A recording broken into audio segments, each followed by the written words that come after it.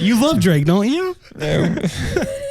Drake Bell. Drake Bell. Not his views. No. I like Drake and Josh. Yeah, Drake and Josh. You said that you like Drake Bell. He likes Drake Bell. I like Drake Bell.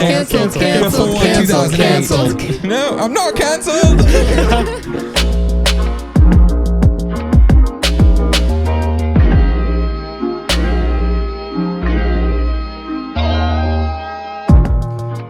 Hello, and welcome to the Bumpy Soup Podcast, the Dark Souls of podcasts.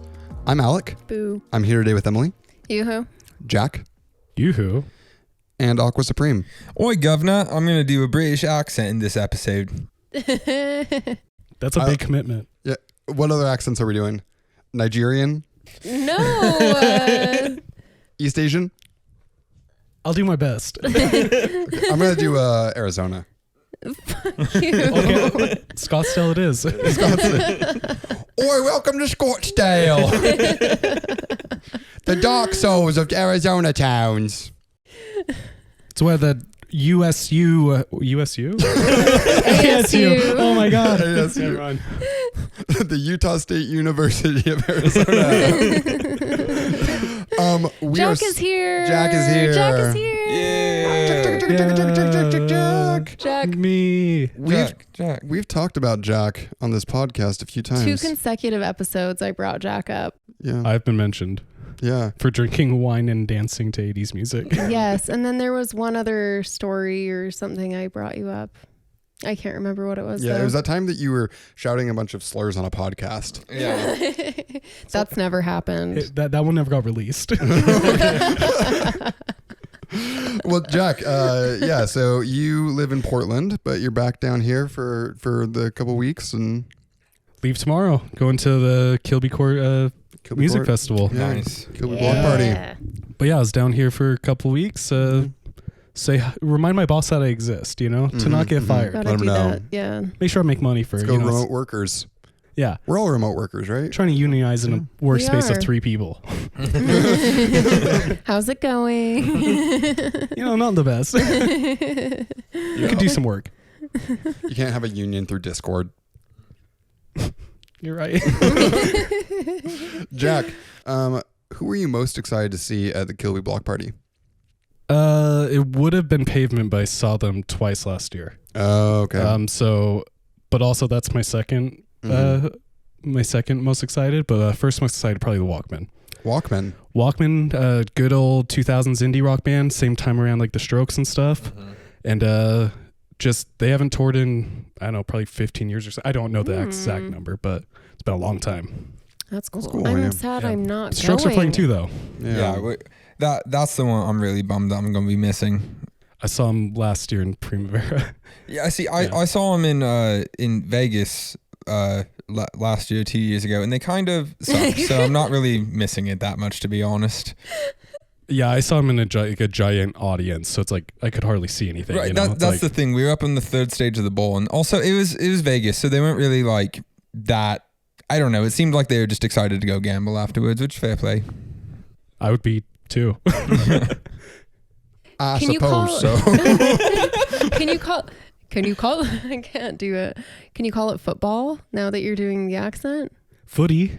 You gonna play a little bit of footy? Football, mate. Oi, governor, let's go play some football, mate. Local pitch look great. Yeah. Hey, I reckon we're gonna actually. Football. This is something I don't know how off topic we want to get here, but something I've been thinking about really a lot lately is the word reckon. When you hear the word reckon, what do you think of?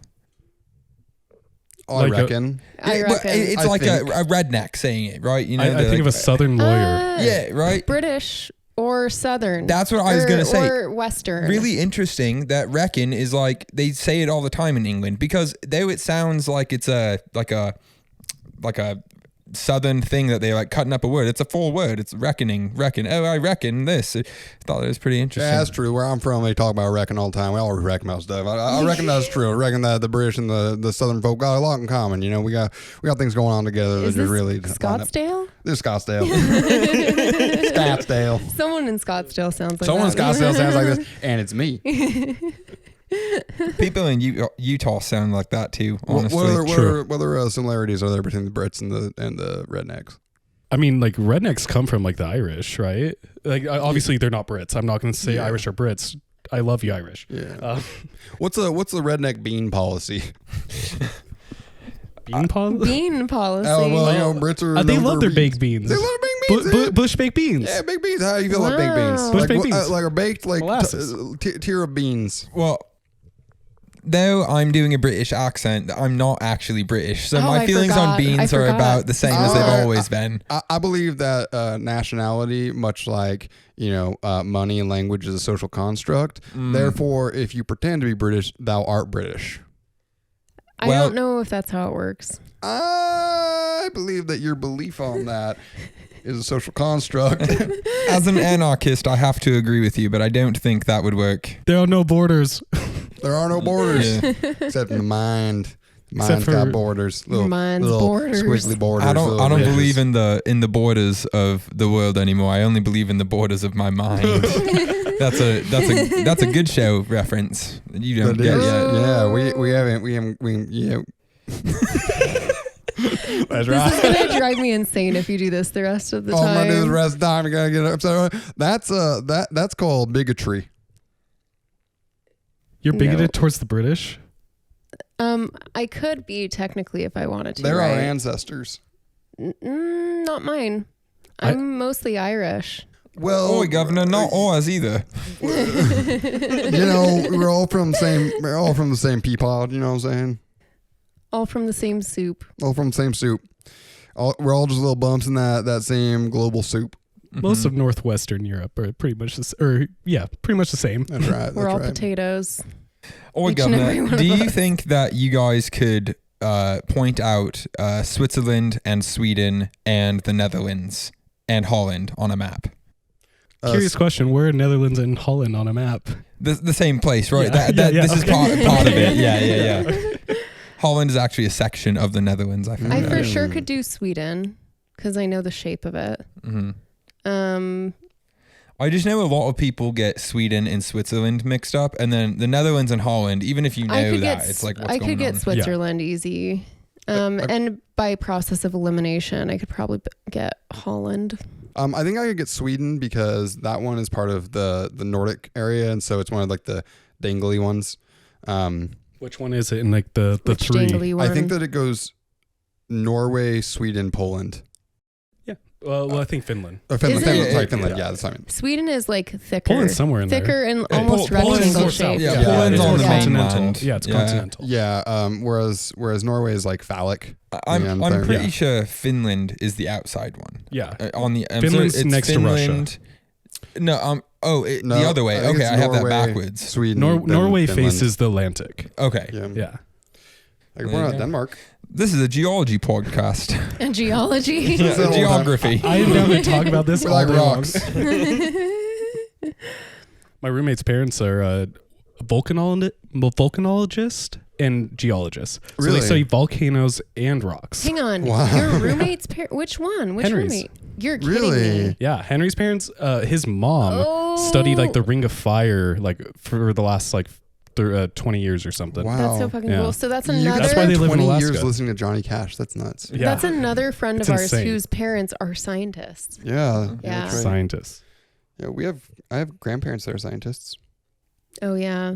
He's dead now. Governor. Rest in peace. That's what he said to God. What kind of scientist was your grandpa? My grandpa was an animal husbandry scientist at BYU. Can I get some explanations on what that means? That means that he Had a breeding kink. Yeah, he bred cows. So he would be the guy that would put on like the big glove and like go deep in and like artificially inseminate. The long sleeve glove, like the fashion glove. Almost. Yeah. The two-year armpit glove. Yeah, and apparently I've heard this story that like in like sacrament meeting or in whatever sort of thing, he'd go up there and he would say something like, I've impregnated more women than any of you. That's my grandpa sucked, apparently. Mormons. Let's go. I mean, I'm not gonna lie, it's a little funny. It's really funny. Yeah. It's really It's funny. funny. Yeah. No, I think middle that's name was perfect. Ed. In the context of what it means, it's a little funny. Yeah. It's a good bit. We have a book of his poetry, It's like comedy poetry. And it's actually like pretty good. Is it raunchy? A Mormon raunchy, I guess. Does it talk about cows? I'd assume so. It's like cowboy. Does it talk about soaking? What about cowman? It does not talk about soaking. It talks about growing old enough so your feet finally reach your toes or something. I can't really remember. It's kind of funny stuff like that. Yeah. I don't know if I've read it. Well, you're gonna have to. Yeah. It's your grandpa. I think my grandpa was a scientist. I'll have to ask my mom when she's in town. So he was the cow. Both him. Rest in peace, Lorne. Oh. No. He worked for the Canadian government with like plant breeding, I think, and I think his son followed in his footsteps, and he did that for a long time. Yeah.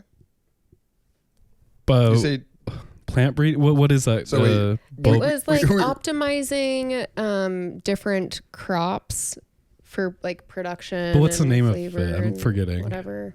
Doesn't it start with like a B? Like a biologist? Bioengineering? No. Bioengineering. Botanist. Botanist. I can look it up. It's like something in that corner of science. So we both are descendants of breeders? Yeah. Sounds like it. Different kinds though. So, yeah. As well as Max. Let's not exclude Max. Oi, mate, I'm a breeder. Are any of your grandparents scientists? No. One's a Philistine. One's a firefighter chief. Or Public was, servant. you know. Fire scientist. That's pretty based. Are there honestly. fire scientists? The other one's not based. Someone's got to study science. Okay, why are they not based? I don't want them to hear this, but they're a land developer in southern Utah. Oh, okay. Yeah. This podcast is officially not for Jack's grandparents. Not safe Milo, for Bonnie? JG. I just doxed you. I got doxed. NSFJG. Not safe for Jack's grandparents. WWJGD. You've officially been doxed. But I love you and I appreciate you. They're not going to see this. Maybe 20 people watch the YouTube. And one of them, shout out Michael for getting some stickers. Yeah. Shout out Ryder for watching a lot of episodes. Basically every episode. Yeah. Very cool. Legend. Ryder should be on the podcast at some point. Yeah, we're gonna have him on. We're gonna do podcast trivia. Because we've got enough to do trivia now. I think that right now we are. This should be episode 20. Oi, governor. 20. Which is pretty sick. Good job for everybody that puts in the work to do it. Yeah. It's very rewarding. So what are you gonna have like the Spanish version of this, where you have like people like translating this into multiple languages? You know what? By the time that's important, we're gonna have AI that does it. Fair enough. Translators are out of a job. Translators losing all their jobs. You know what? Like translator AI, that's fine. But can we get one where it says the words in English but in an accent? Of course, you must. Yeah. That has to already exist. Yeah. Actually, I heard something interesting. Isn't that like kind of the different like Google or Siri voices you can choose? Or you just hire a translator of a certain accent. So actually, I was going to say this. So I read the story about how there's an AI. That's what you should do. I read a story how there's this AI that basically would try and like go through different CAPTCHAs and couldn't get through CAPTCHAs. And so it would go onto Fiverr and hire someone to complete the CAPTCHA for it. And it would say like, I have a disability and I can't do this. Will you do it? Yeah. Yeah. So the gig economy is going to enable AI's overlord destruction of the world. I saw this video of if that's what you believe is going to happen. Robot wheeling towards a screen and clicking the CAPTCHA button to say that it's not a robot earlier today. Interesting you bring that up. Yep. CAPTCHAs do nothing. Can we confirm? Because I have a conspiracy theory that the CAPTCHA button that says I am not a robot is actually just a button that says I am not a robot, and robots just can't lie. They just choose not to. Well, this one just did. He just explained that. Well, you know what? Now they learned to lie, so That's great job, TikTok. Good job, TikTok and AI, chat GPT. I can't remember if I've mentioned this on the podcast yet, but there was like just some tweet or video making fun of, it's like someone tells the AI that it's a sentient being with feelings and emotions, and then like initiates a chat with it, and it says, I am a sentient being with feelings and emotions. And he's like, oh my gosh. Oh no. It's Scarlett Johansson and her. Yeah. Or in Blade Runner, it's interesting watching her and just being like, wow, this is Blade Runner. They already, or Blade Runner 2049 does that. Oh, yeah. Was she in that? Oh no, the other, Yeah. Who's an awesome actor, by the way. Yeah, I think it's gonna be actually really interesting once AI like really like we understand what it is and we see what path it takes to kind of reflect on what we were thinking the options might have been, because it'll be obvious in retrospect. It'll be like, well, of course this is what the AI turns out to be, you know. I do think there's good tools in there, but I just don't want it to replace actual jobs. Like, well, unless if it's like in the art field, I guess, in particular. Oh, it's going to. Yeah.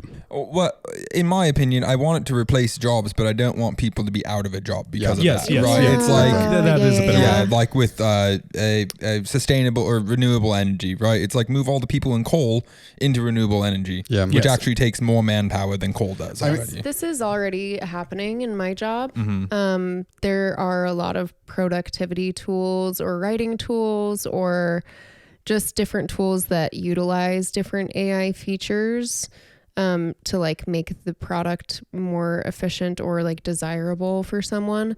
And like I can definitely see how I can see how people would think that it's going to like make people lose jobs, but it hasn't so far.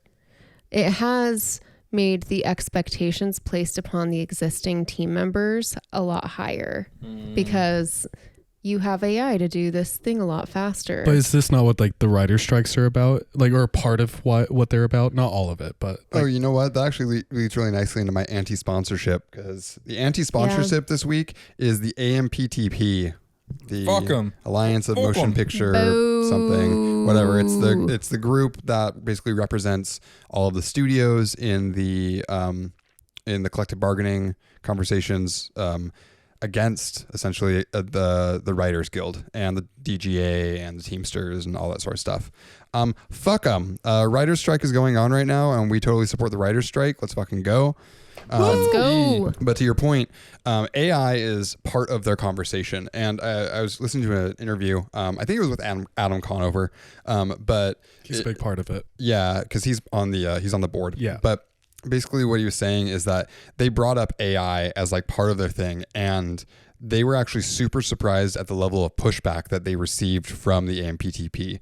They were basically saying, we won't make any kind of contractual things regarding AI.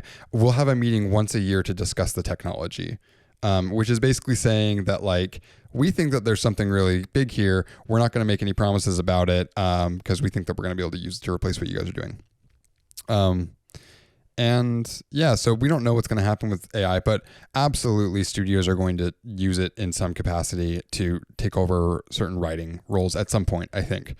Whether it'll be any good or not, we'll see, but Netflix is going to give it a good shot, probably. And I think that this is the thing, because I think that like at any point, anyone saying like, oh, we should go against our own interests and not use the technology that we've created, that doesn't make any sense. No, like if we have technology, let's use it, but it can't come at the detriment of people who are already alive, right? Like we can't say, oh, just people lose their jobs because now we can do this, because there are companies who are just trying to create content. What I'm actually worried about, at least in like marketing, is, and this probably applies to writing, anything, is there's going to be, I think, less entry level positions for these industries because like grunt work essentially is being done by AI at that point, which is going to make it harder for people to break into the career paths that they want. Well, interns just all of a sudden, instead of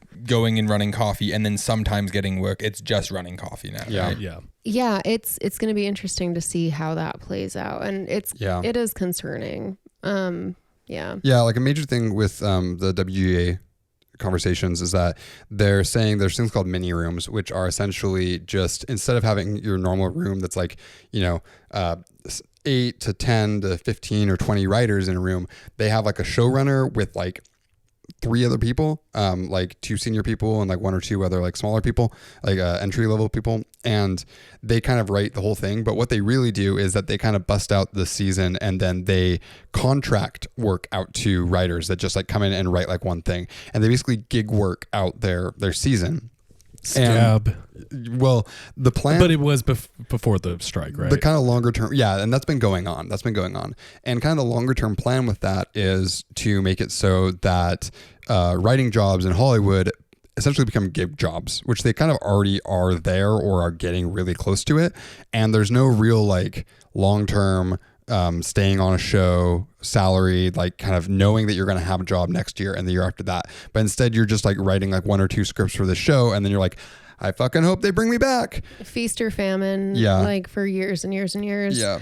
I really like having a predictable income. Like, it's given me a lot of peace. I've done both. I like what I do more. Yeah, it's a lot nicer doing it like that. Yeah, no, but I mean, it's different for everyone too. Right, of course. Yeah, I mean, like, there's reasons why you'd want to have that kind of like gig position if you want to do that stuff. But for the vast majority of writers, they want to be able to afford their house and know they're going to be able to pay their mortgage or their rent, and or have health care through their union. Have health care, exactly, and they're going to meet union minimums. Like, like what through the union. What the WGA is fighting for right now is not just like getting paid more or whatever. It's to maintain writing as a viable career. Like, it's an existential fight that they're having right now. So I took a sports economics class this semester, and one of the things that they talked about is this concept of a winner-take-all economy, which before now we haven't seen in a lot of scenarios, where we are now seeing it, such as in the music industry with Spotify, right? Before, people would go to the store and they'd buy things, and they're more likely to buy popular artist things, but they're going to buy things and the money gets spread around. Now with the winner takes all thing, people know what they want to listen to, and it's Drake, and they go and listen to Drake, and he gets 1 billion streams and makes a bunch of money, and nobody else makes any money because they're getting a marginal amount. While if they weren't on there, people might not subscribe to Spotify. It's the conglomeration of them all being on there. Drake is the one who benefits and no one else does. And it's the same type of thing with the writers thing. If you do this, what it does is it minimizes the amount of professionals that there can be, right? Because instead of it being, it's not just, this is a gig thing. What it will be is people can't do that consistently, so they're not going to apply for those jobs. Yep. So you're going to get the same like 20 people writing for everything, and that's what they'd want, of course, and that's what the executives want, because you can pay less money to 20 people than you can to 200 people. Another thing that I have been thinking about lately with just AI being integrated into different tools that like people use for their jobs now, and things that I am using in my job, is like this trickle down effect that is like inevitable with AI. Is like someone uses ChatGPT to write a prompt for a blog post, right? And it is like not like the best draft that could have been produced on a first go, but you're already like that much further behind because someone didn't like thoughtfully outline it. Or like make it unique enough or poignant enough from the get-go. And then you have like a round of editing, and I'm worried that because people don't know how to like specifically prompt well enough, that the output, maybe whether people can prompt well enough or not, the output is going to be generic enough, and it's going to start like just making everything this like bland oatmeal of content online.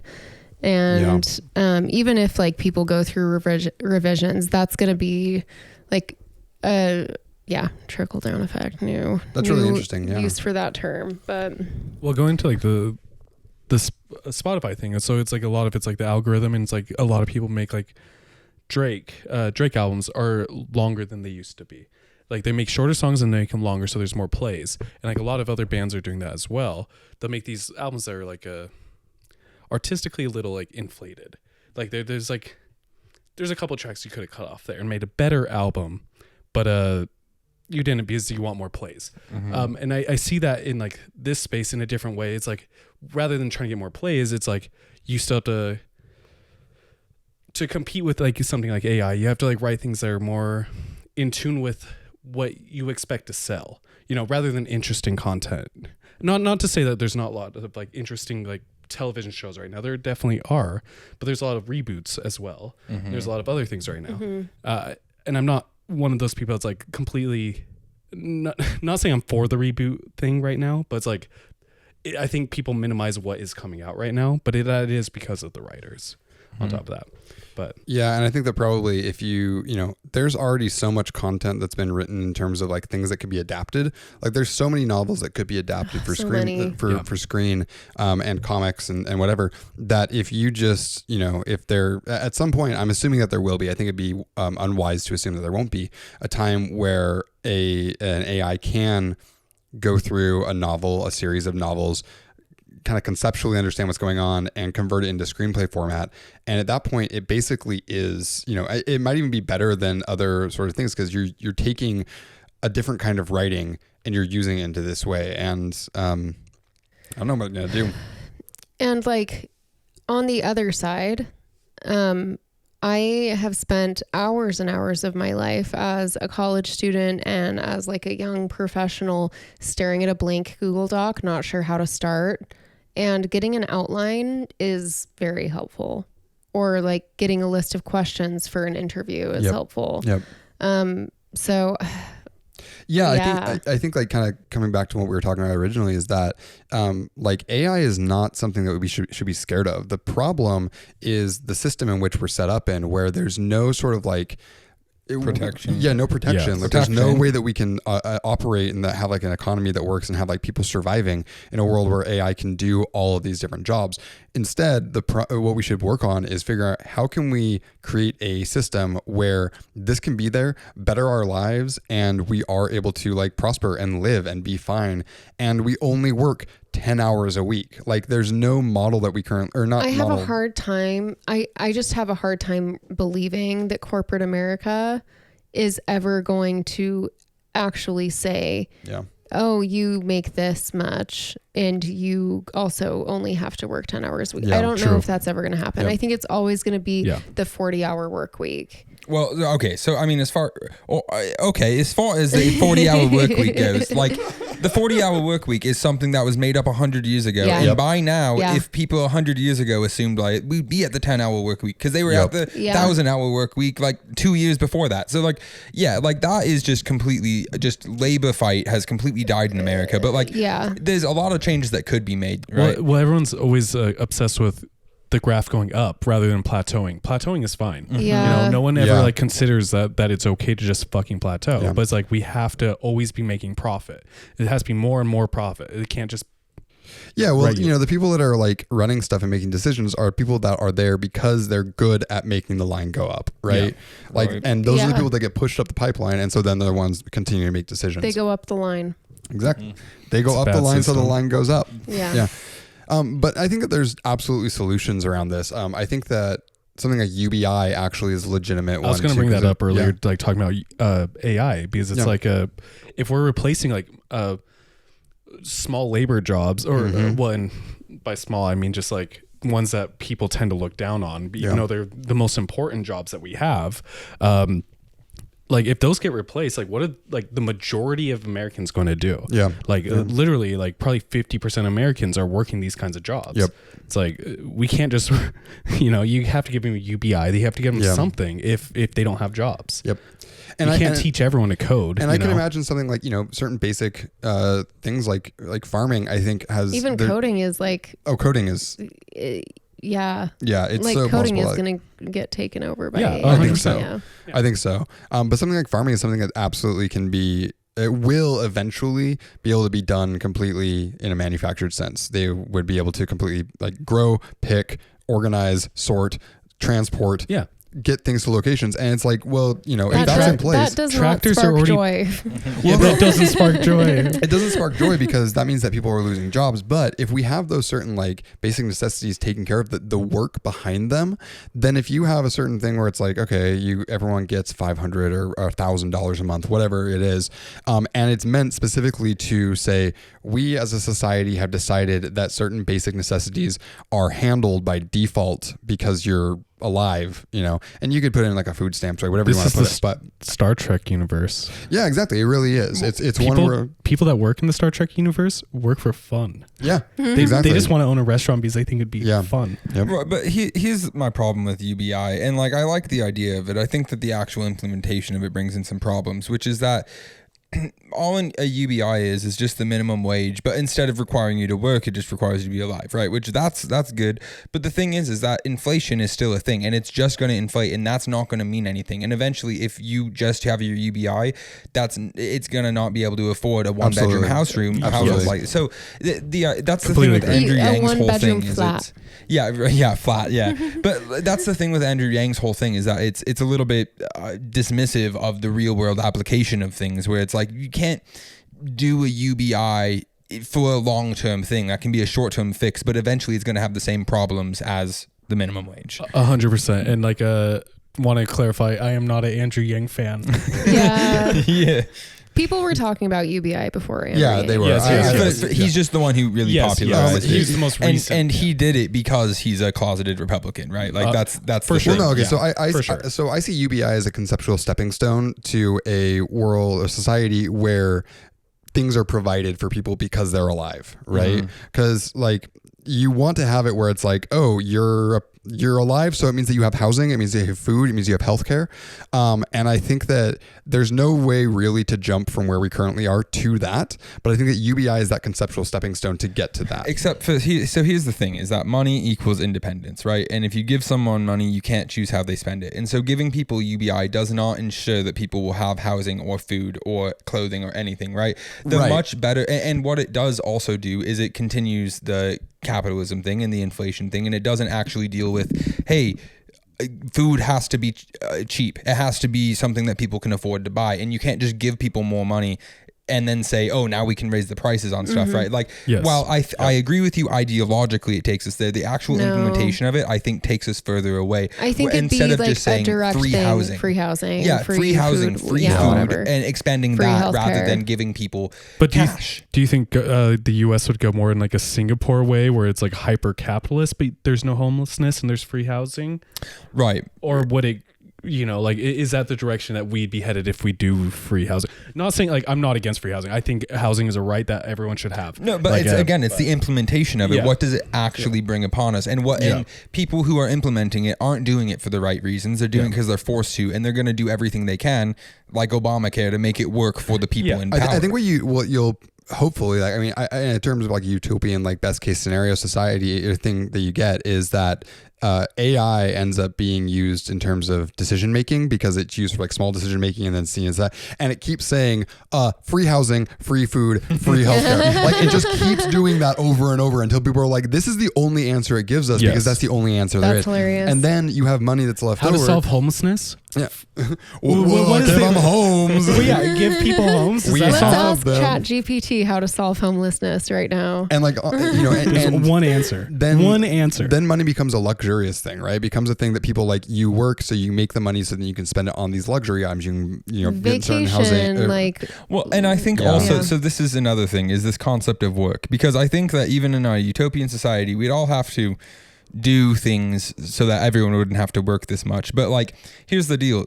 Cavemen and our ancestors, when they were making a farm, they weren't out there saying, oh, I'm at work. No, they were just making sure they had food to eat that night. That's way different than going there and having someone else tell you, hey, go do this, do this, do this. Right. And if it was like, if we had a system like this and it was like, hey, everyone go out in the fields for 5 hours a week or 10 hours a week, however much it is, and get that, then it becomes, that's not work. That's so that everyone has food to eat. Yeah. Work, you can go, if someone needs help with something, you can go and provide your labor and make money off of that. Yeah, But exactly. That's not what keeps you alive. What keeps you alive is making sure everyone else has food. Yeah. UBI Absolutely. is an acronym for you British idiot. That's right, you goddamn son of a bitch. You're all there talking in your British accent, All you faking think it out about and is making us feel like footy and idiots. the pitch And Boris Johnson. and Boris Johnson And beans. and the coronation. Beans on toast. Your $130 million of tax money going towards the coronation.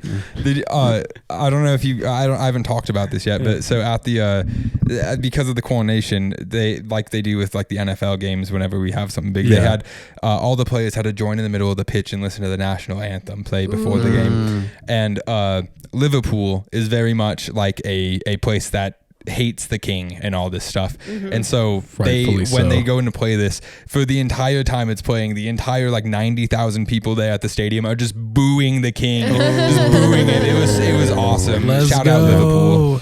Yeah, British people love three Down with the things monarchy. B. They love Brexit, Beatles, and beans.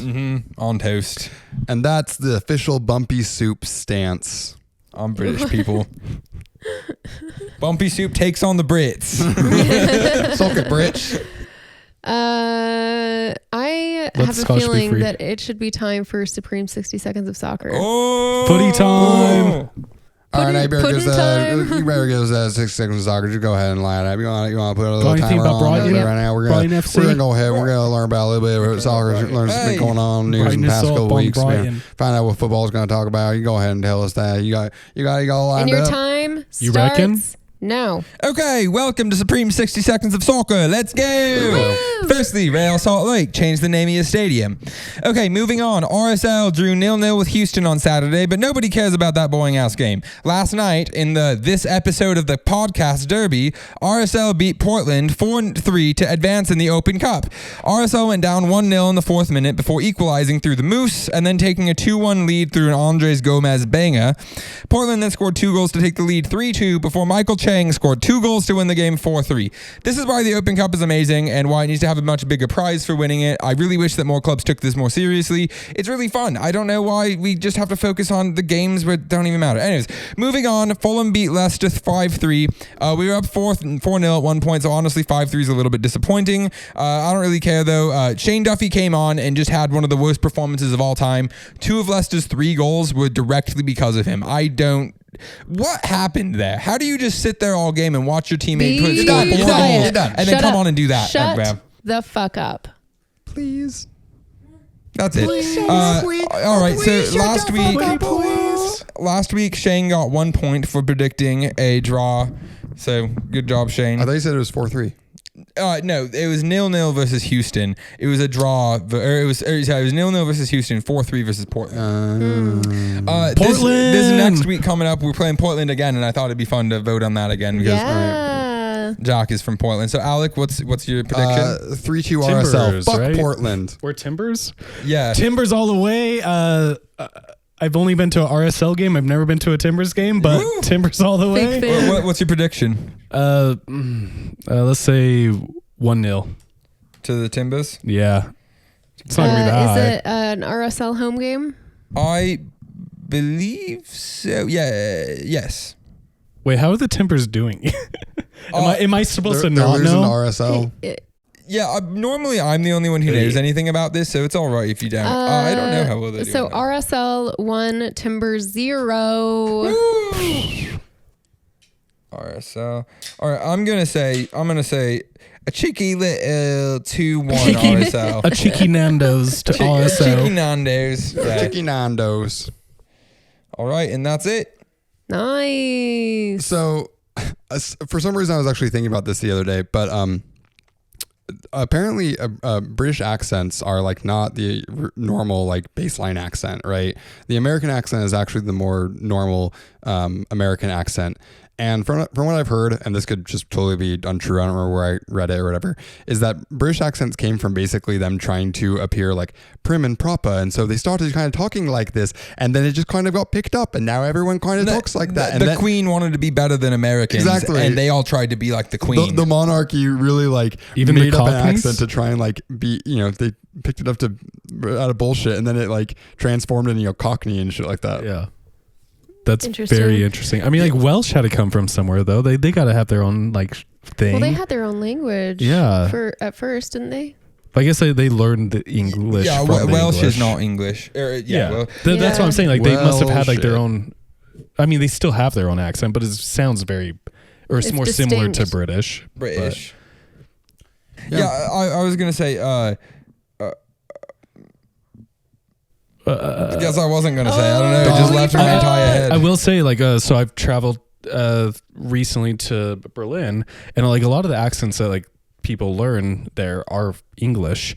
Like, so like a lot of like German speakers, like first language German, will speak better English than me and speak in like a very vague but like very Americanized accent. Oh, really? More so than British. Oh, wow. I mean, some of them have heavy German accents, but like a lot of them will have heavy, like I wouldn't know that they weren't from America. Interesting. I think about that a lot actually with like, if people immigrate into England and then learn English, they're going to have a different accent than if they were theoretically, right? I don't have any examples where that's true, but I've just like, if you hear British people talking versus you hear American people talking. But that's the thing. So like most of the world hears America because as far as like media is concerned, where are the movies coming from? Where's the music coming from? Everyone's listening to Taylor Swift. Everyone's listening English, to Drake. That's where they have their examples. Marvel movies. Or like, Don't point at me, refer to Drake.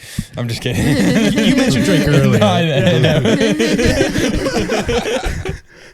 You love Drake, don't you? No. Drake Bell. Drake Bell. Not his views. No. I like Drake and Josh. Yeah, Drake and Josh. Said that he likes Drake Bell. He likes Drake Bell. I like Drake Bell. Cancelled. No, I'm not cancelled. It sounds like you're going off a cliff. I'm not cancelled. I'm not cancelled. He actually disappeared like maybe a month ago, and like people were concerned about his like health. Like they, they thought he was. Oh, got his bell rung. Senator Diane. Yeah, exactly. Diane Feinstein like had a photo taken of her for the first time in a while. She's been absent from the Senate for health issues, and she looks like a fucking skeleton covered in paper. Wow. Is it worse than that picture of Thomas S. Monson, where he looks like it's pretty similar to that? Emperor? Yeah. Something I wanted to talk about before, when we were talking about music and stuff, I wanted to bring this up. Did you see Doja Cat's tweet today?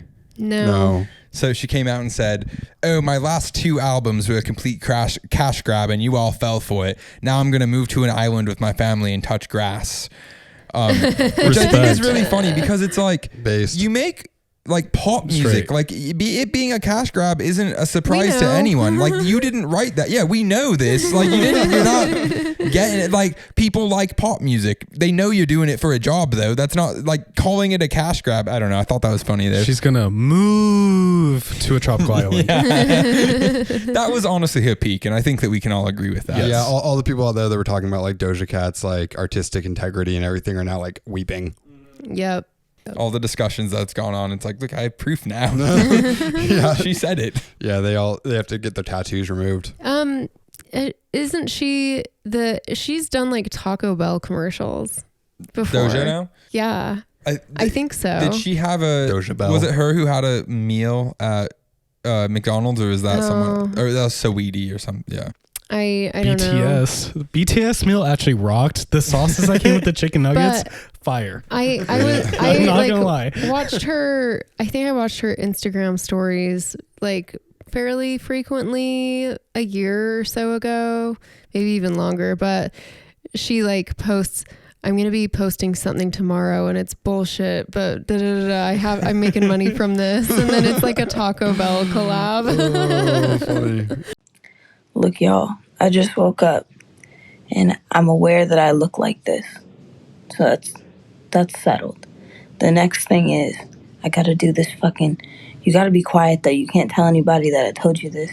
I gotta do this fucking TikTok where I do and everybody keeps calling it a jingle.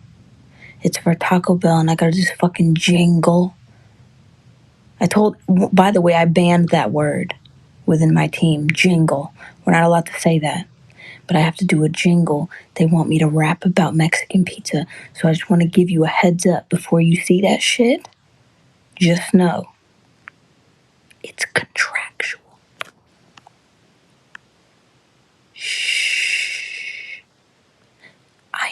it's bad. I mean, base respect. Get that money. Yeah. Get the bag. Yeah.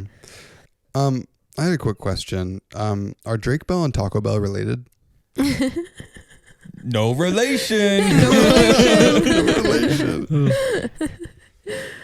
And Mr. T is Mr. Taco Bell. Yeah. Something funny. Did you know that? Daddy.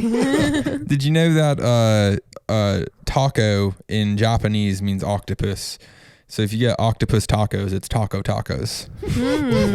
I learned that from Takanaki. Shout out Mr. Ichiho. Oh, I wanted to talk about. So earlier today, I did an interview for the music or the director of a children's musical choir thing downtown. Anyways, pretty exciting stuff. Not really that exciting, just I wanted to talk about it so I could look back at this in years and say, hey, that's when I did that. Yeah, nice. That's pretty cool. So all of your students that are watching right now, just know that he's canceled. No, he likes Drake Bell. He loves Drake Bell.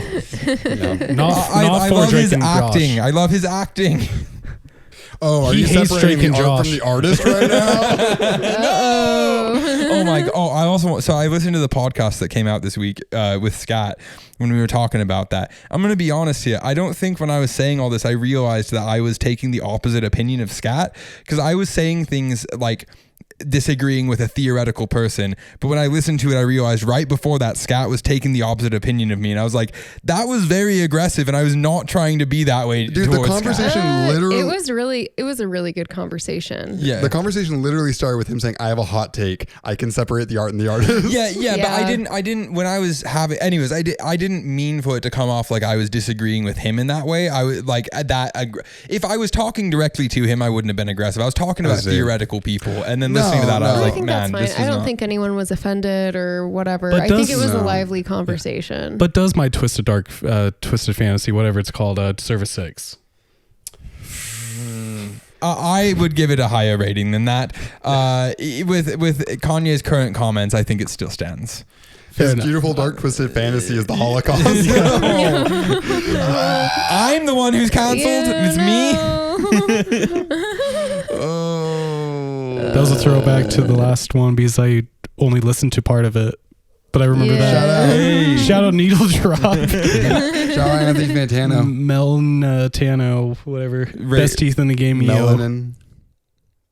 That's pretty good. I don't know. There's something there. There's something there.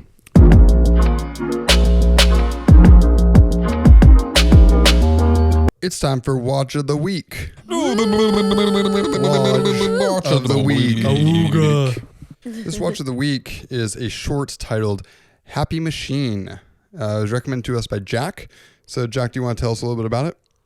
Yeah. So it's directed by an anime director, I guess. His name is Masaaki Yuasa. I might be saying his first name wrong. I think I got his last name. I have always loved his animation work. I think he does a great job with how he draws people and how he draws objects, and like he often uses like multimedia in a lot of his anime.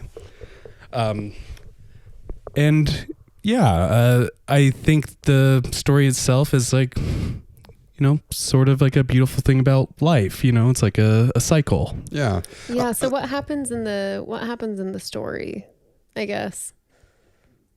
A baby is in. Well, okay, so let's talk about the actual title itself. So I think that's a good start. So in English, it's been translated to Happy Machine, but a more direct translation would be Dream Machine, which I think it was called Happy Machine because there's another anime that was supposed to be called Dream Machine by Satoshi Kon, who wrote Perfect Blue and Paprika, Millennial Actress, whatever. So I'm assuming that's why they call it Happy Machine instead. But so it's about this baby that is supposedly in sort of a dream state, supposedly. And wakes up in this sort of sterile environment where there's like a mother figure and like some flat walls and a bed and like a mobile Is that correct? It's like a digital flat screen mobile and like an inflatable mommy. Yeah. We call them cars in America. Yeah. Inflatable mommy. Yeah. Yeah. Just like to say that well, again. it's like just like this frame with a bunch of balloons that expand, and then something like this mom image is projected onto it, and that's what the baby like sees and touches. Yeah. And what associates as a parental figure. Yeah. But that the power for the station that the baby's in dies out, and the baby slowly escapes that and is in a barren landscape, but is like meets a lot of friends. A lot of the friends die it very quickly, and the baby has to learn what these emotions are, and like, you know, it's a part of life in a sort of sense.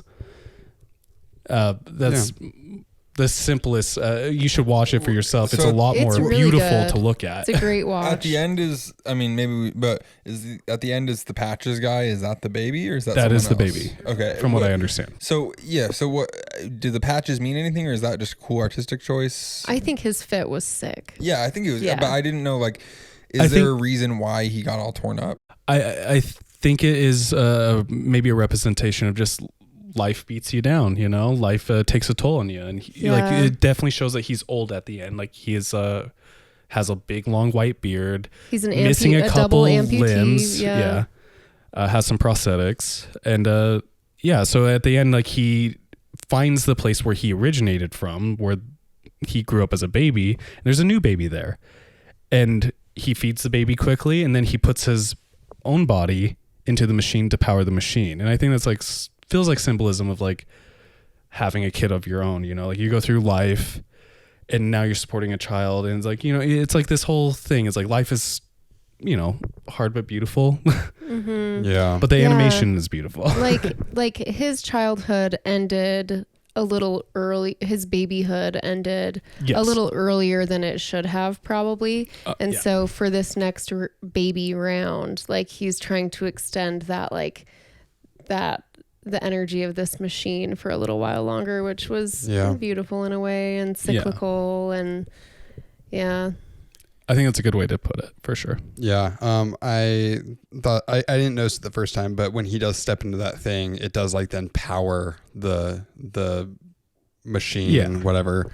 And the dream machine, or the happy machine. The happy machine, and then like sits up straight. So there were a lot of things I liked about this. One thing, like, so as he goes through, like after the baby gets taken out, and also I love his hat. I love the baby's like hood, I want a hat like very, very like Finn I was from gonna Adventure say Time. this is baby Adventure Time, especially when he gets on that thing and is walking around. You also did an episode of Adventure Time at one point. He directed an episode called The Circle of Life or something. Oh, cool. Yeah. And it's like one of the more interesting, like visually interesting episodes of Adventure Time. Oh, cool. Interesting. Yeah.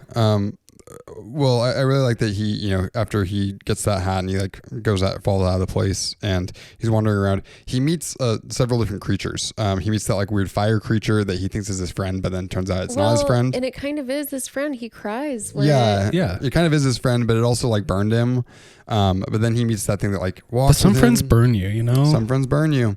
That's right. It like the feeling that you get watching like this little fire guy who seems like friendly but kind of like you know, we all knew a kid like that in elementary school. Everything that has been your comfort item, like first your bottle and then like your cookies, and then your fucking bed. Yeah, that's right. And then like suddenly this kid has nothing and he's running out into the dark. It's so fucking good. It was really, really sad when it comes down and sees that the water that he had splashed is the thing that doused him, and then it just cracks and it's like, oh. Yeah. It's like, did he cut off that relationship? Did he kill, like, if you think of it in like a more metaphorical sense, it's like, did this person die? And like he has to like attune to that, or did he cut off a relationship? Does he have to attune to that? Yeah. Like what happened to, you know, it's like, it's life, you know, like you lose friends or you lose people. So like, what does the fart machine mean then? So he's making plants, right? Like the green I'm guy. talking about the little horse. Oh yeah, that was just an Adventure Time reference. Yeah. All he was saying is, I love Adventure Time. I don't know. It's just like this cool little creature. They like, it's kind of like Salvador Dali-esque, right? Because it's got the long legs. Thusian. Yeah, Susian. Yeah, and definitely. It's like almost a little bit steampunk in the fact that it like eats those things up and then farts it out. Yeah. But then he's got his friend that like drinks his pee and eats his poo. Yeah, no, that dude is based. Like he not because of that necessarily. Bear Grylls style. I just loved him. He was just running around, just drinking up, slurping it up, slonking it, if you will. Yeah. Good sound for the podcast.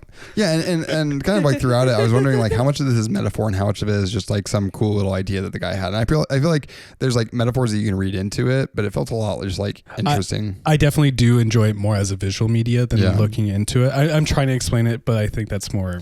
It's unnecessary. It gave me a lot of the same vibe. Oh my governor! All of this has been. All right. He was doing an American accent. Scottsdale accent. Yeah, I was just pretending. Scottsdale accent for the last bit.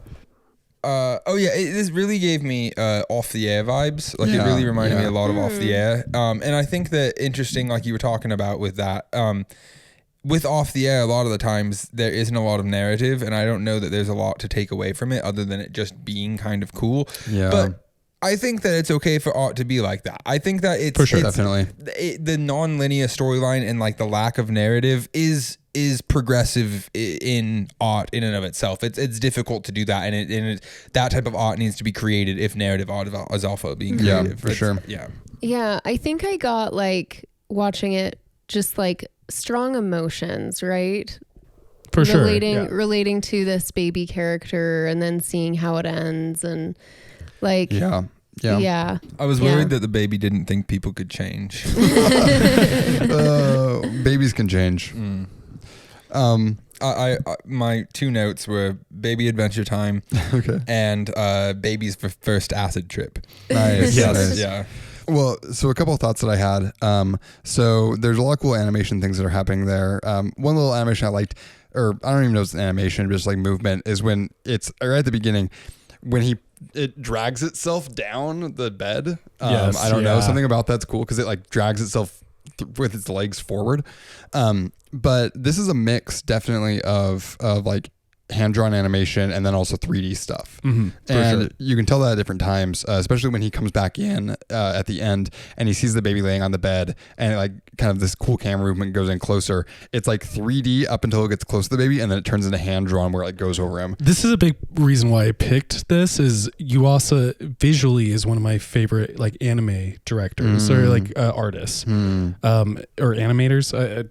He's a director and an animator. Yeah. But he just has a very unique style, and I've always have felt since, because like this is from like 2007 or something, I think. He's just always used 3D well as which is in a lot of anime. You talk to a lot of anime fans, they do not like 3D. No. Or it's usually done very poorly. Yeah. And he does a combination of the two that I think even from the time of 2007 or whenever 2006, wherever, he does a good job. It makes it's so beautiful. You know? The baby is drawn beautifully. Like it's not like Evangelion or something. Not trying to diss on Evangelion. I love it. But you heard it here first. Evangelion sucks. No, I love it. Evangelion. I think we love it for that. Like the inflatable mommy. That mixed media. Yeah, with like the face, the real face. And like, it also was really weird starting this off because all I knew about this going into it is that it was an anime thing. It was like a short. And so going into it, and one of the first things you see is a real person's face, and it's like, what type of anime is this? Is this incredibly realistic? And yeah, it's that mixed media thing. It's really cool. It's also interesting seeing this, and it's like way more of an art piece than like it's almost like a music video in the way of like it's like a the lack of narrative and definitely I kind of like the moment in the happy machine after the power goes out and the baby is like noticing that these aren't actually bookshelves with toys on them. It's like flat. It made me think about leaving the church actually. I can see that. Yeah. Like this is not what I thought it was. That's actually a good point. I wonder if this is kind of supposed to be a reference to like the cave story in like philosophy. Is that Plato's cave? Yeah, something like where there's people looking right. They see the shadows, but and then they go outside and it's too bright. I mean that's not necessarily what happened, but it seems like that's so similar. It'd be weird if it wasn't somewhat inspired fascinated by it. Yeah. I really like just in general the end. Like I really love the design of his like older self and like with the beard and everything like that. He looks like a badass. And that scene where it's behind him and it's zooming up to, or it's like you see the machine in the background. It felt like a fight was about to happen. Oh yeah. No, one shot I really liked is when he closes his eyes and you like see it from one side and then he closes the other eye and you see the other side. But they're like two different focuses almost. Yeah, and like slightly different perspectives. And I think that one of the eyes was black and white. That's what it looked like, which I thought was kind of cool. But I thought that was really interesting having like on the left side and then kind of on the right side a little bit. I also really liked when he goes into the thing. It reminded me of that. Was it Uzumaki? Is that the name of the manga Naruto? writer? No. The spiral Junji Ito. Yeah, Junji Ito. That's what it is. I might be saying that wrong, but that's how I know how to say it. Junji Ito, like the one where like they find the mountain that has the holes for people that they are like going. Yeah, the mountain. Yeah. No, and as I always want to make this comment about like so I've read a lot of like Japanese authors as well, just like novels, and like there's a lot of them that seem. I'm not saying all of them. I'm not trying to generalize, but there's a lot that have something to do with like a hole of some sort. And it's like either a perfectly shaped hole for them. There's one book I read that's like a hole that fit their exact height and size, but like it was like a drop down hole. It's like, I feel like there's something in like Japanese mythology I don't know about that has something to do about the hole. The mountain and that just like spread across their society. Here's what I have to say about that. Hole. I've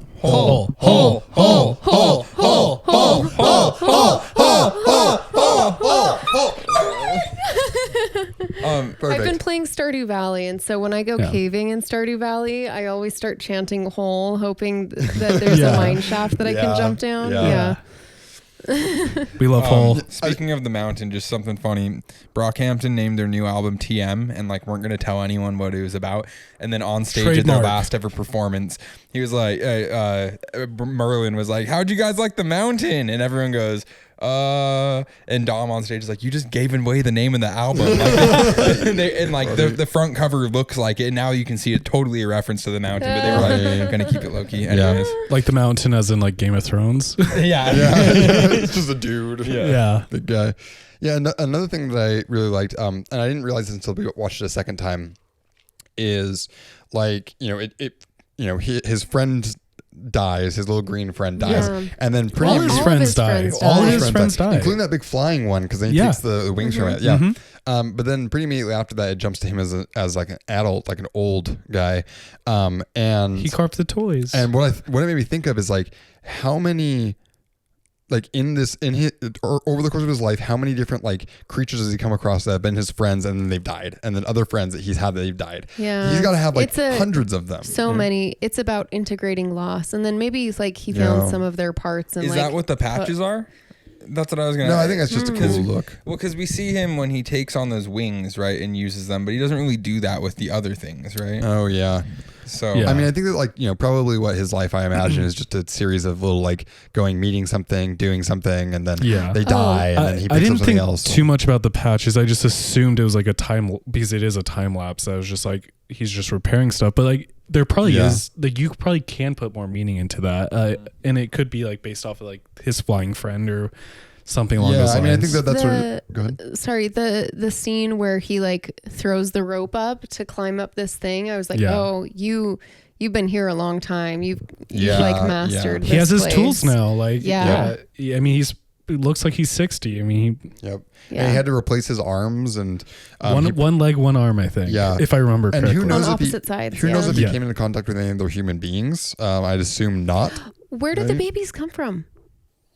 I want to know. So the question Tell people have me, been I want to asking for know. years. So I do think this is why it was supposed to. Where do the babies come from? This is why I'm not going to make a joke out of this. I probably should, but I think that's why it's called Dream Machine. Is like these. I think that was a baby's dream as well as like a life experience. I think it's all supposed to simulate dream states. Wow! So it's all happening inside of a Christopher Nolan movie. Yeah. Okay. Yeah. No. Well. Let's be honest here. It's not Inception. It is Paprika, Satoshi Kon, where a lot of the shots from Inception were taken from Paprika, or what's not inspired. Let's say that. Yeah. Yeah. Stolen artistically. That's Satoshi Kon said it. Leonardo DiCaprio is an anime. Exactly. Yeah. I will say though, I don't know. We're not talking about Satoshi Kon, but he wanted to just be a director, but like a real life director, like what's the word for it? Not animated, just live action. Yeah. But he couldn't do the things that he had in his mind with CGI and stuff. So he did animation instead. Oh, that's cool. Yeah, RIP. RIP, rest in peace. Yeah. A legend. There's one little piece of animation that I actually really liked, which is when his little green friend goes up into the Venus flytrap. Yes. And then he flies up in there and he climbs through, and it's like this one little shot. He makes that animalistic noise as he's trying to flap. That was visceral and emotional. Very visceral, yeah. But it's when he gets into the mouth of it and he's like climbing through it, and it's like a little 1-2 second shot of him like climbing through, and there's like these pulsating things down. It made me think of Nope. Oh yeah, it did make absolutely. No spoilers. No spoilers. I haven't seen it. Oh yeah, but I don't know. There's something really cool about that. And like as an animator, you kind of have to be really conscious of like, okay, I'm gonna spend however many hours working on this individual shot. Does it need to be there or does it not need to be there? And he decided to work on this one, which like kind of shows him a little bit, but it really gives the feeling of like being in that space. Well, and I think that's what's special about animation that is given time to do what it wants. Yes. It's like you could show things in such a short little time period or elongate it, but you could show so many feelings and emotions and actions in such in so few frames. Yeah. That you can't do in live action. I like right after that scene how the tongue comes and goes, and it has a little it has a little word right there. Yeah, it has a little word that kicks him out. Yeah. Another little animation I liked is when he's running away from the fire guy and he jumps up onto his bed and he like crawls under the covers. Yeah. And then he comes out the other side. And the whole water droplet. Yeah, I was going to say, along great. with how you liked how he was scooting across the bed, I liked how he did that on the water too. It just looks like, damn, I want to do that. That looks sick. I want a big water Yeah. droplet. Yeah. He looks so comfy. Yeah. And then there's the different like creatures inside there. Like there's the chopsticks one that you were talking about. Like the big X. It's like little like amoeba things. Yeah, or that's whatever. fun. Any additional thoughts about this? Go watch Yuasa's other movies. If you want the craziest visuals you ever seen, go watch Mind Game. Mind Game? Yeah. Okay. It's on Amazon, I think. The version that is on YouTube of this, we'll link it, but it is low quality from what I've heard. It's in 480p, and the sound quality on top of that is horrible. It is not worth watching. I got it from a nice little place and borrowed it from a friend. Yeah. A friend called the Internet. The Internet. The demon internet. There's a bay of pirates. And a bay of pirates, a soul to seek, Silk Road. A lime to squeeze into your wires. Makes them run faster. Yeah. A little acidity never hurt no one. So actually I was going to ask, what is this? This is clearly just like a short with a larger movie. What's this from? So there's a bunch of these like OVAs. Like OVA is a very common term for a lot of people that are anime fans in general. I am forgetting what it actually means. It's like someone look that up. OVA anime, but these are collections of OVAs, and like there's a lot of famous ones like Robot Carnival, Memories, and this one, Genius Party. Original video animation. Yes, perfect. So this one is from Genius Party. So it's like basically in this situation, it's like a good handful of directors all making about a 15-minute short, and they just put it into one little video. It's a little compilation. It's a compilation, yeah. Yeah. Compilation of OVAs. Yeah, that's actually kind of interesting. I guess like other directors in like live action stuff have done similar sort of things. 100%. But it feels less common than in animation. I think there's a lot of I think it's done more in animation. That's what I mean, yeah. But there are some great ones. Like the ones I listed prior, Memories and Robot Carnival, are definitely there's like great OVAs. Like even if you're not an anime fan, like I'm not the diehard anime fan. It's just like these OVAs are like usually directors or animators that get a chance to do 5 minutes, 15 minutes, 10 minutes of anything they want, basically, and work as hard as they want on it. Yeah, I mean, I think what I would assume, which is what feels special. What I would assume why is because something like animation is something that can be and often is done by like a single animator, whereas like something like live action filmmaking almost inherently requires multiple people, you know. Not always, but like a lot of times it does, right? Unless you're going to do like a little thing that's like a single person that you have the camera, you shoot yourself, and it's like a very contained thing.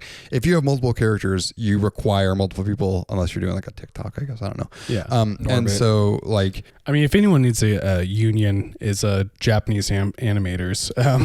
Right. Yeah. They get worked to the fucking bone. Right. Yeah, absolutely. So animators definitely are parts of teams and everything like that. But it's also, I think that there's a lot that they do on their own, or they do in small groups. And for sure. Since animation takes so long, and since you can kind of stretch and shrink how much time you're really spending by just deciding, okay, this scene is like, you know, it's a lot easier to do in post, which is something that's kind of seems a little bit harder to do with live action. You kind of need, it has to be really planned out a lot more and kind of put together.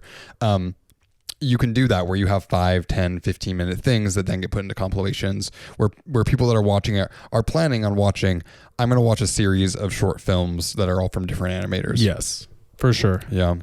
And I would recommend Genius Party if you have access to it. Like, I think it's on, I don't want to shout out Jeff Bezos, but it's on there. Shout out Jeff Bezos. No. Bald motherfucker. What? Yeah. Fuck you, Jeff. I had a question that didn't get answered. Where do the babies come from?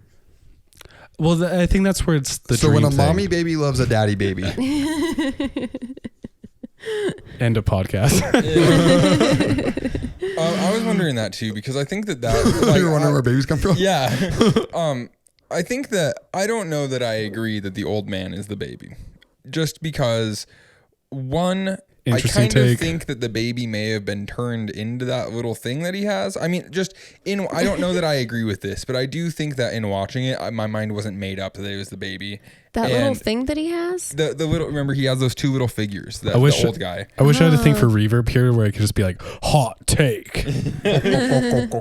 Hot take. I love this. Let's go. Keep going. Sorry. Yeah, I don't know. Like I don't know that I 100%, but just because I feel like, yeah, I don't know where the babies come from, and that's not, and then maybe that doesn't have to be explained, and that's fine. But also with the patches thing, I feel like there's some information that we're missing here. There definitely could be. I mean, like, it is open. There's a lot of information that's left out from like basically a child that it looks like he's maybe 2 years, 3-year-olds at max, you know, like to a 60-year-old man. Yeah. It doesn't necessarily have to be the same person. And a new baby. Because I guess it is a new baby. Kind of what I was thinking was that like, oh, maybe this was all the baby's dream. Yeah. And then this is the caretaker coming back, because you don't see the outside of it as like the baby does. You know, when the adult is there. Anyways, I don't know. I don't know if I necessarily agree with that, but I think that's the cool part about having the non-narrative stuff. Yeah. It's interesting to think about. Hot take. That was the worst. Oh my governor, that was the worst version of that I've ever done. We need Patrick back. No, I like how there are lots of like integrating loss themes for this, right? With him, like, and I said this a little earlier, but like his babyhood ending early, like I think prematurely, and then him prematurely losing like a lot of buddies, and then him like circling back.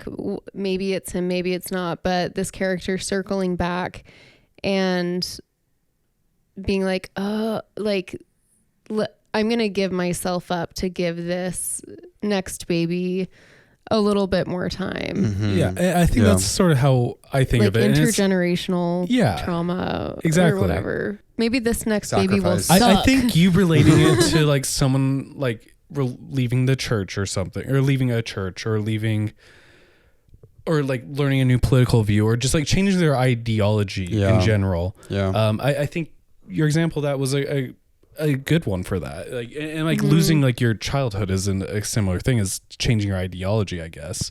But because you're learning things, it changes your My ideology is different now than it was when I was a baby, so For maybe sure. they're more similar than I subscribe to the goo goo gaga ideology. that episode of 30 Rock with the baby. It's okay. We need to watch an episode of 30 Rock for this, dude. Bet. You keep referencing it. Next week. I've seen Next all week. of 30 Rock. I could have picked 30 Rock. I didn't know that. Oh, so we got anime. I love me some 30 Rock. I mean, I was gonna pick Mighty Boosh for some reason, but I'm like, I don't really want to talk about that. We need an episode of the Wild Thornberries. Ooh, that'd be a good one.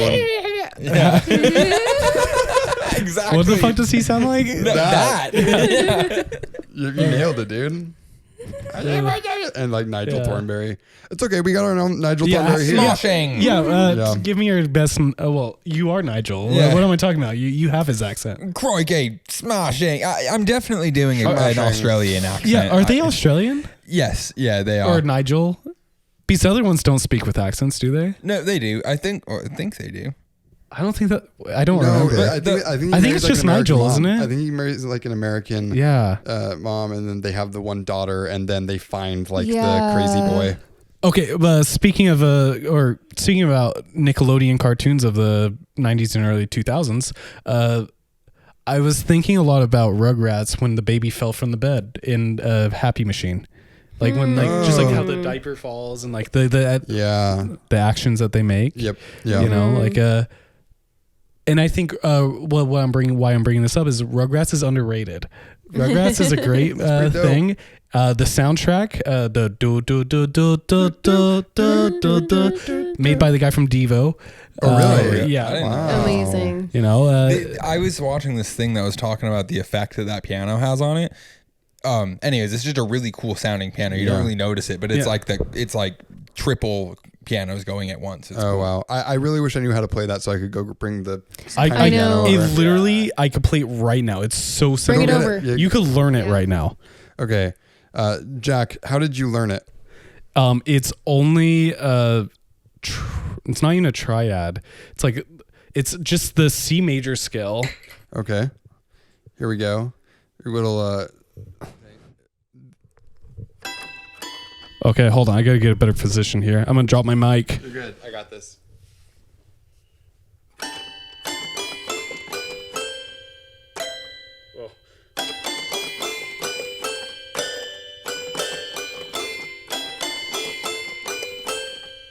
Yeah. Sick.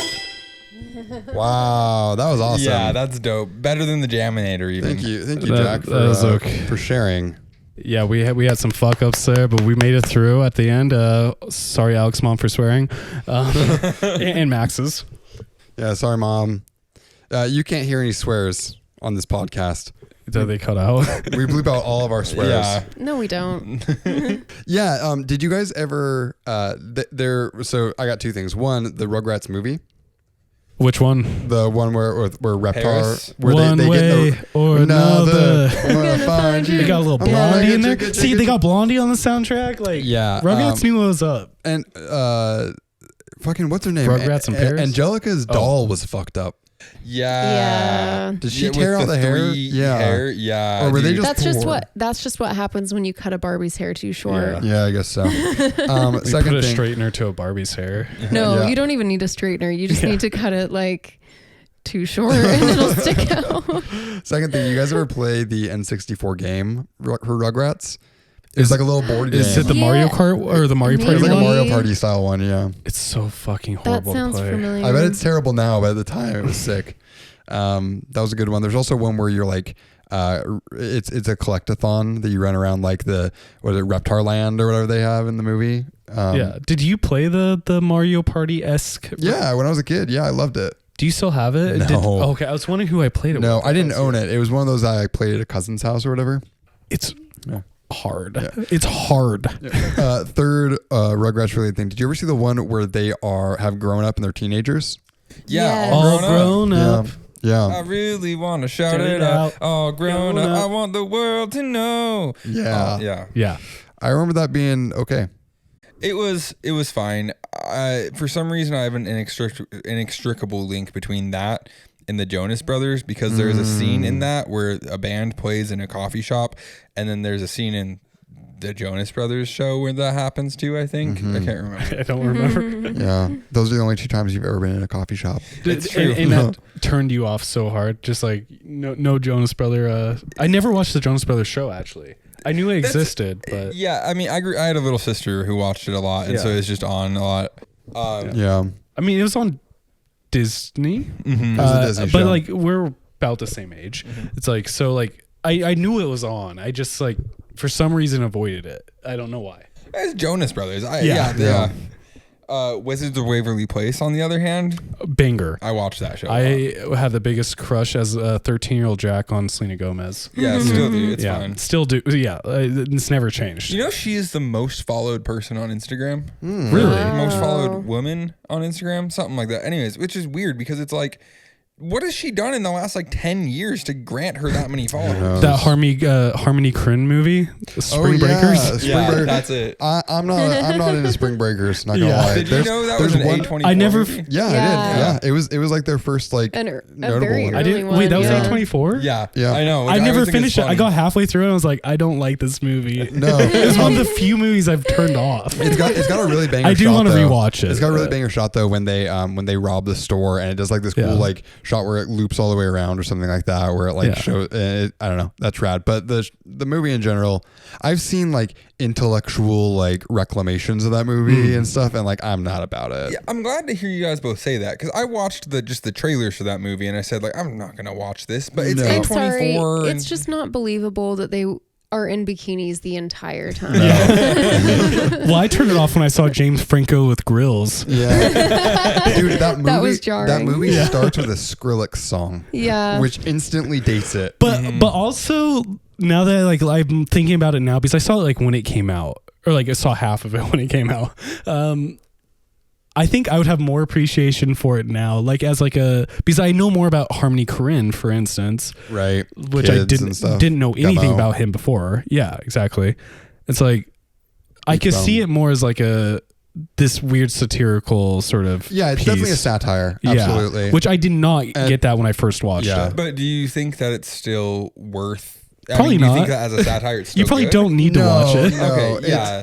It's a satire that doesn't really feel like it super satirizes anything because it feels a little bit too closely hewn to the truth of it. Just actually making a movie. Exactly. Like I think that like the people that that's are what mainly into it were into the things that it's making fun of. You know what I mean? Which makes it like not a very effective satire in my mind. Yeah. Well, and I also picture it in similar ways. Like I've heard a lot of people say like the movie Kids, if you watch it as a teenager, you can easily romanticize it. But once you turn 22 and you watch it, you're like, oh shit. Like these kids are dealing with like horrible fucking things, but you don't realize that when you're younger. Yeah. So maybe with Spring Breakers, I was probably the same age as those people when I first watched it. I see. So that's why I might have a better like aspect of it now that I'm like, slightly older and I've been to clubs now and I've done things like, He's done things. Yeah, I think that James Franco like sucks off a gun in that movie though. Yeah. Yep.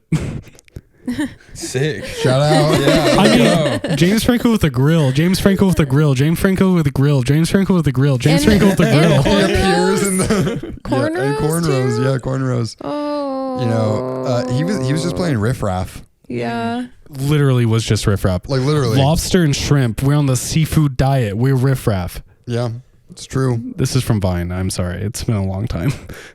I saw. You guys know Norm Macdonald? Yeah. Yes, love him. He was. Rest in peace. Yeah, rest in peace. I've just recently gotten really into him. I just think he's really funny. But there's this clip I saw the other day where he's with his son, and his son is like, "Hey, I'm going to tell you some jokes. Tell me if they're funny." And one of them he says, "I'm on a seafood diet. So if I see food, and if it's a fish, I eat it." Which I just thought was really good. That's pretty good. Yeah. I've That's never the best thing about him. I've never really been into Norm Macdonald. Another really good Norm Macdonald. He just goes, "You know, the more I learn about this Hitler guy, the less I like him." That's good. That was good. All his jokes are like that, you know? Just like they're just perfect and beautiful, and like you can never like tell it's coming, even though it's obvious. You know, it's like he does the same thing every time, but it still catches you off guard because his delivery is amazing. And like he just looks like such a happy guy. You just like want to laugh. He's always got that big. I think was he Canadian? I don't remember. I don't know. He always hope had not. that big fucking smile, and it's like, yeah. I've said it before, maybe on this podcast, but he is a Sorry if he's god-awful not actor. Canadian. He is a bad actor. Yeah. So is Jimmy That's Fallon. what I heard. Yeah. Well, I mean, Jimmy Fallon doesn't try and be an actor. Yeah, that's true. Yeah, fair enough. Yeah. Wait, I mean, I guess he's like mostly like he's never been like a main character, right? Like, Well, so he was in this movie called I can't think of what it's called. I mostly know from It's with SNL. Dave Chappelle. It's in like the 90s. It's a movie that's like clearly one of those things where they just took two up and coming actors and they put him in. It's like he works as a butler, and like the woman's dog dies, and then they try to replace it, and it's like the movie's held together with duct tape. Like it's like not very good, but I mean Dave Chappelle's good in it because it's young Dave Chappelle. I love that. Yeah. Jimmy I wanna see. Fallon made an entire career off of not being able to not break. I actually, that's all he does. that's I true. actually just wish I didn't say his name. Yeah. I really wish I didn't say his name. button. Yeah. I appreciate his like appreciation of musicians though. You know? He likes Even the though it's roots. not- even He though it's likes not- the roots. Okay. Right. Even though it's not like musicians that I'm super into, I appreciate that he likes that and he Yeah. like bolsters it. Well, I'm going to defend the roots. I think they're great musicians, Roots but it's rule. like, Roots rule. but like I don't know. There He are- just laughs at all his own jokes, yeah, which is a very generic and boring thing to say. But I would have a lot more disdain for him if the main person to compare him to wasn't James Corden. It's like everyone is James likable Corden's compared done. to James Corden. He's done. Really? Yeah.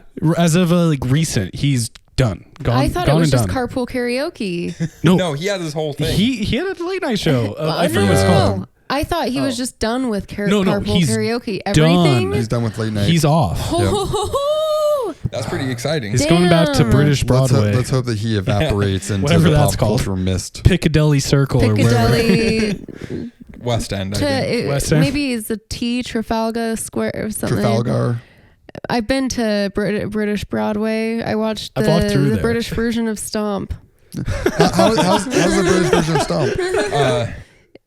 I fell asleep, but it was That's because so I was dope. jet lagged. Oh, and they're just 12. trying to be like dainty the whole time. They're like, No, it was Stomp, but yeah, right. It was just with British dudes. That sounds sick. and girls. Yeah, I Women. guess like the version I saw only had men in it that I remember, but maybe that's because That's you're the American misogynist. version. that's the American version. Yeah, British people are much less sexist. Yeah, I mean, I don't remember seeing a woman in my entire life until I turned 22. So I mean, you were born MGTOW. Life in the Mormon church is really hard for some people.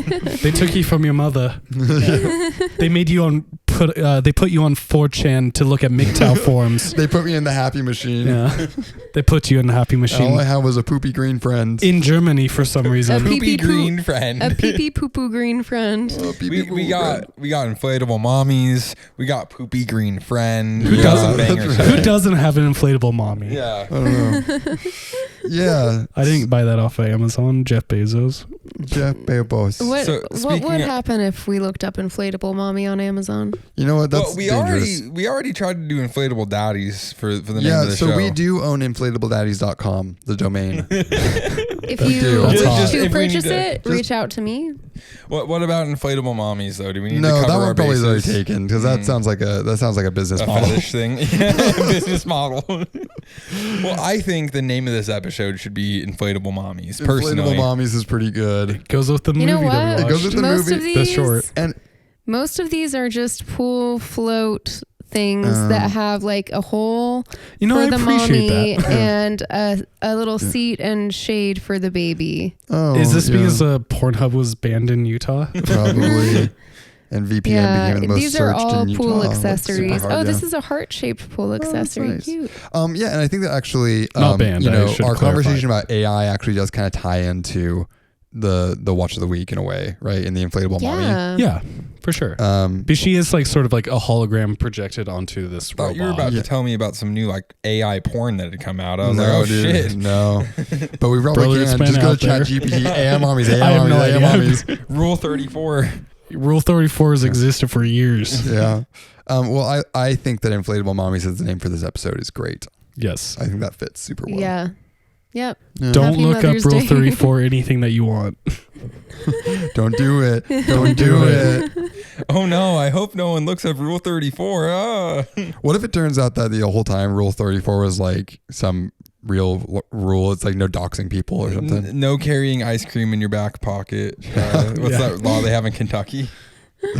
No carrying ice cream in your back pocket. It's not like on a Tuesday or something. No like drop that. shipping horses. Like some Utah law where it's like you may not own a blue whale in Yeah, Utah. something like that. Yeah. There's one guy that's like, God, crap, dang it. Crap, dang it. He's got this immense like underground facility with a huge tank. Yeah. Cool. Well, Anime full idea. of inflatable mommies. Big tank, big tank, big tank, big tank, big tank, big tank, big tank. Okay. Hey, find us on Twitter at Bumpy Soup, TikTok Bumpy Soup, Instagram Bumpy Soups. Wait, I wanted to talk about this. The guy who has Bumpy Soup posted on his Instagram story today. What did he post? Some ad. He's definitely hacked. This isn't a person. We just need to hack him. We would never do That's ads us. unless they pay us a good amount of money. Bumpy Soups on Instagram, Bumpy Soup on YouTube. Cyber We're on stalk him. Patreon. We're on IndieFlix. Check us out. Yep. Send us a DM about your dream if you want it interpreted by Shane when he's here. Yep. And if you want some stickers, let us know. And also, fuck Shane. Why are you here? Well, where are you at, homie? Yeah. Where you at, homie? Miss you. Hey, Jack, thank you so much for being on the podcast.